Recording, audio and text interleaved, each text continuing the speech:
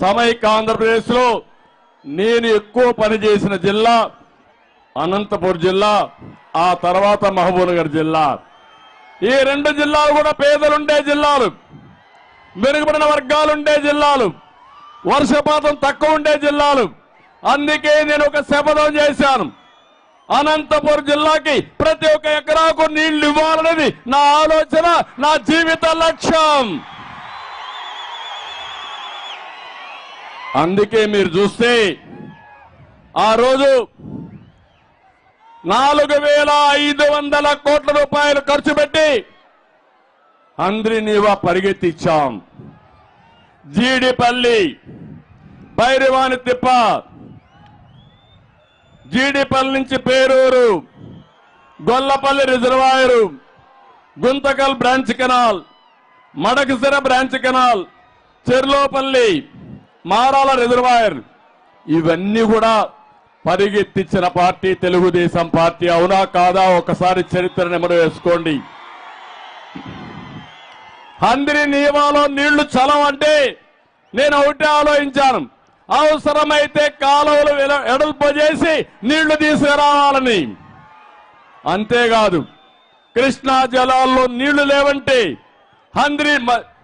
ఏదైతే పట్టిసీమ ప్రాజెక్టు పూర్తి చేసి ఆ నీళ్లు కృష్ణా డెల్టాకి ఇచ్చి 120 టీఎంసీ నీళ్లు పొదుపు చేసి శ్రీశైలం ద్వారా అంద్రినీవా కాలువల్లో అనంతపురకు నీళ్లు ఇచ్చిన పార్టీ తెలుగుదేశం పార్టీ.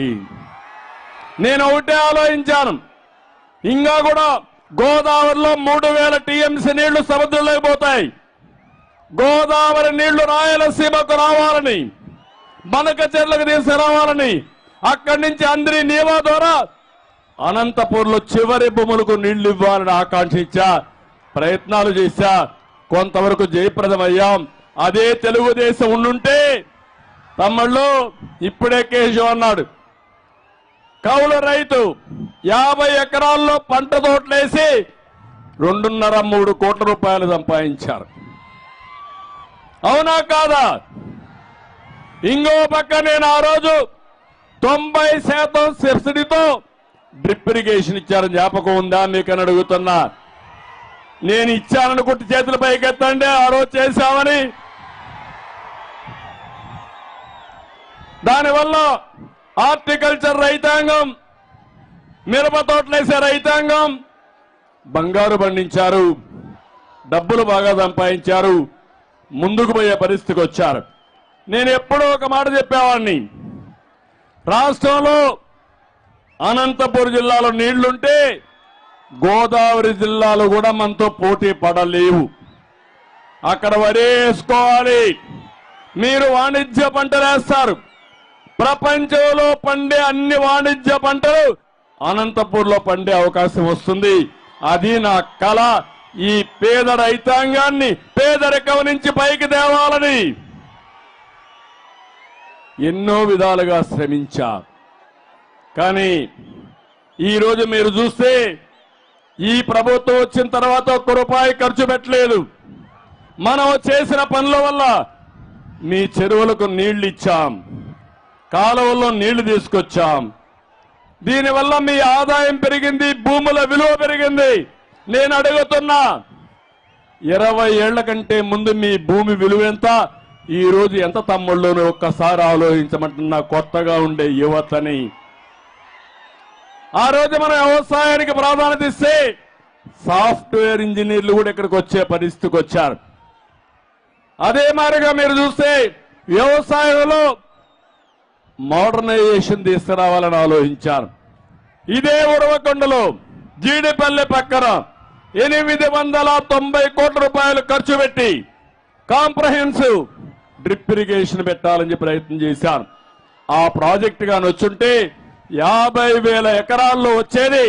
ఆ 50,000 ఎకరాల్లో వచ్చుంటే సంపద ఆటోమేటిక్ గా వచ్చేది. అది ప్రూఫ్ ఆఫ్ కాన్సెప్ట్ అనుకున్నా. అది పూర్తయి ఉంటే అనంతపురం జిల్లాలో ఇలాంటి ప్రాజెక్టులు పెట్టి ప్రతి ఒక్క రైతుని కోటీశ్వరుడు చేసేవాడిని. అది చేయలేకపోయారని నా బాధ. ఇది నా కోసరం కాదు, ప్రపంచానికి కూరగాయలు గాని పళ్ళు గాని ఎగుమతి చేసే అవకాశం ఉండే ఏకైక జిల్లా ఈ అనంతపురం జిల్లా. ఇప్పటికైనా మీరు సిద్ధంగా ఉన్నారా అని మిమ్మల్ని అడుగుతున్నా. మాయ మాటల కోసం నమ్మతారా అని మిమ్మల్ని అడుగుతున్నా. ఆ రోజు 10 లక్షల ఎకరాలకు డ్రిప్ ఇరిగేషన్ ఇచ్చాం. నేను ఇచ్చిన డ్రిప్ ఇరిగేషన్ కానీ ఎక్విప్మెంట్ కానీ మొత్తం నాశనం చేసి ఇప్పుడే కేశవ్ చూపించాడు ప్రజెంటేషన్ లో 30 కోట్ల రూపాయలు వస్తు సామగ్రి తుప్పు పట్టిపోయింది. ఈ ముఖ్యమంత్రికి బుద్ధుందా అని అడుగుతున్నా మిమ్మల్ని అందరినీ.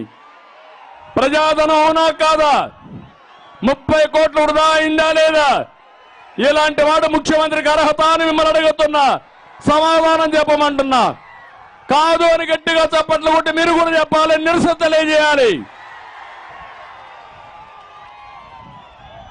ఈయన దగ్గర నుంచి దీనికంటే ఎక్కువ మనం కోరుకోలేము. ఎందుకంటే ఉల్లిగడ్డకు ఆలుగడ్డకు తేడా తెలియని ముఖ్యమంత్రి.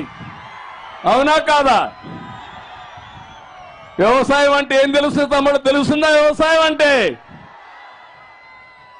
అందుకే నేను ఒకటే చెప్తున్నా, బీమా పథకాన్ని తీసేశాడు. నేను ఒకటే హామీ ఇస్తున్నా, మళ్ళీ పాత బీమా పథకం తీసుకొచ్చే బాధ్యత ప్రతి ఒక్క రైతుకి అన్నదాత కింద 20,000 రూపాయలు ఇచ్చే బాధ్యత తెలుగుదేశం పార్టీది, జనసేనది.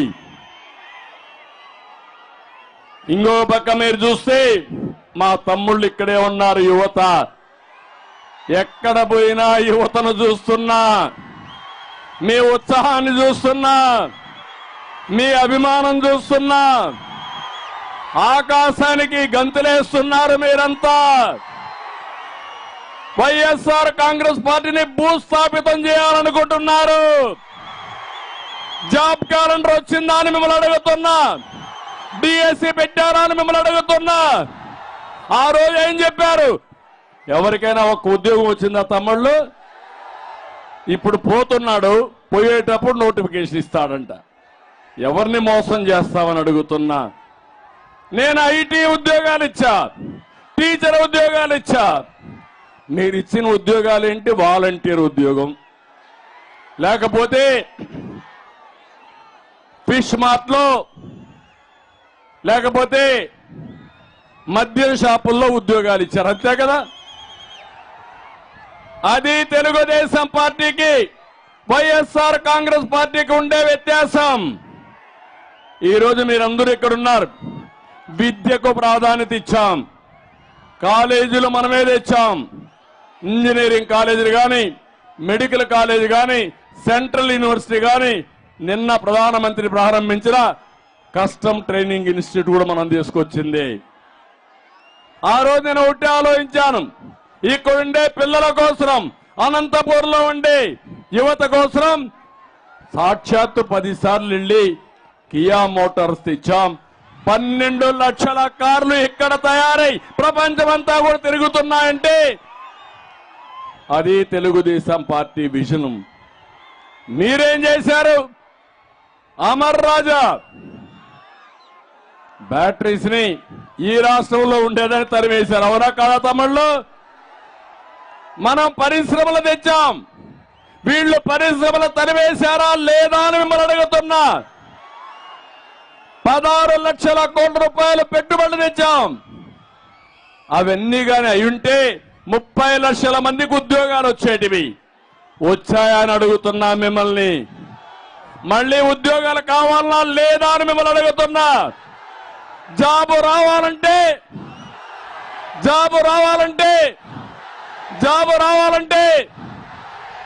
బాబు రావాలంటే మీరేం చేయాలి? ఇంట్లో పడుకుంటారా? సైకిల్ ఎక్కండి, తెలుగుదేశం జనసేన జెండా పట్టండి, 74 రోజులు మీరు కష్టపడండి. ఆ తర్వాత మీ జీవితాల్లో వెలుగు తీసుకొచ్చే బాధ్యత, మీ భవిష్యత్తుకు గ్యారంటీ ఇచ్చే బాధ్యత నాది నాది నాదని మరొక్కసారి మీ అందరికీ హామీ ఇస్తున్నా. మీరు సిద్ధమా అని మిమ్మల్ని అడుగుతున్నా. మీరు సిద్ధమైతే నేను కూడా సిద్ధం. మీరు 10 అడుగులు వేయండి, నేను 100 అడుగులు వేస్తా. తమ్ముళ్ళు, మీకంటే ఎక్కువ నాకు ఆవేశం. వయసు అనేది ఒక నెంబరే.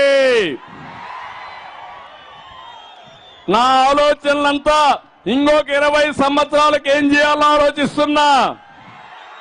2047కి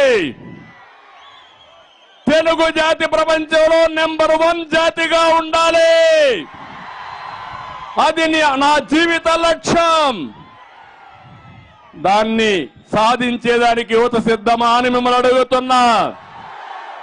రెండో ఆలోచన, పేదరికం లేని సమాజాన్ని చూడాలనేది నా లక్ష్యం. పేదవాళ్ళు డబ్బులుండేవాళ్ళు కాలేమా? పేదరికం నుంచి పైకి రాలేమా? చేస్తాం. ఒకప్పుడు ఇప్పుడే కేశవ్ అన్నాడు ఇక్కడ రోడ్డు ఉండేది కాదని. ఆ రోడ్డు వచ్చింది. ఒకప్పుడు మీ దగ్గర సెల్ ఫోన్లు లేవు. నేనే ఆ రోజు ఆ సెల్ ఫోన్లు రావడానికి కూడా కారణం నేనే.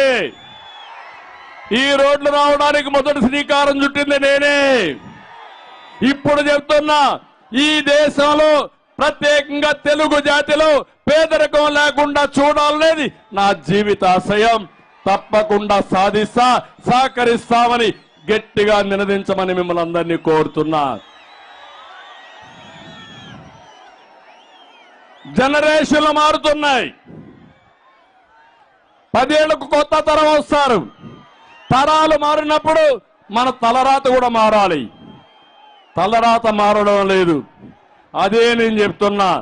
అదే ఉరవకొండలో సంకల్పం. మళ్ళా తెలుగు జాతిలో ఎవ్వరూ పేదవాళ్ళు లేకుండా అందరినీ పేదరికం నుంచి పైకి తీసుకొచ్చే బాధ్యత. అదే సమయంలో పోర్టు రిచ్ అనే కార్యక్రమం పెట్టుకుని మిమ్మల్ని పైకి తీసుకొచ్చే బాధ్యత మేము తీసుకుంటామని మరొక్కసారి మీ అందరికీ హామీ ఇస్తున్నా. ఈరోజు ఇక్కడనే మీరు చూశారు, 6000 మందికి ఉద్యోగాలు ఇచ్చే జాకీ పరిశ్రమ అనంతపూర్లో ఏమైందని అడుగుతున్నా. పారిపోయిందా లేదా? కమిషన్ల కోసం అవునా కాదా? ఇలాంటివి తప్పుడు పనులన్నీ చేసి ఈరోజు మనం చూస్తా ఉంటే చాలా బాధేస్తుంది. యువతకు హామీ ఇస్తున్నా, సంవత్సరం 4 లక్షల ఉద్యోగాలు, 5 ఏళ్లలో 20 లక్షల ఉద్యోగాలు ఇప్పించే బాధ్యత తెలుగుదేశం జనసేన తీసుకుంటాం. నమ్మకం ఉందా లేదా మీకు? సాధ్యమవునా కాదా? కంపెనీలు తీసుకొస్తాం, పరిశ్రమలు వస్తాయి. ఇంటి దగ్గర కూర్చొని వర్క్ ఫ్రమ్ హోమ్, మీ ఇంటి దగ్గర కూర్చొని దర్జాగా ప్రపంచం మొత్తం పనిచేసే కార్యక్రమానికి శ్రీకారం చుడతా. ఇంకో పక్కన బోరు కొడితే మండల హెడ్ క్వార్టర్లో వర్క్ స్టేషన్లు పెట్టి అక్కడ పోయి పనిచేసే కార్యక్రమానికి శ్రీకారం చుడతాను. నేను ఒకటే మీకు హామీ ఇస్తున్నా, ఉద్యోగాలు వచ్చే వరకు యువతకి 3000 రూపాయలు నిరుద్యోగ భృతి ఇస్తామని మరొక్కసారి హామీ ఇస్తున్నా. అమ్మా నాన్న పైన ఆధారపడక్కర్లేదు. నేనే ఒక అన్నగా ఉంటా, మీ ఇంటికి కుటుంబ పెద్దగా ఉంటా.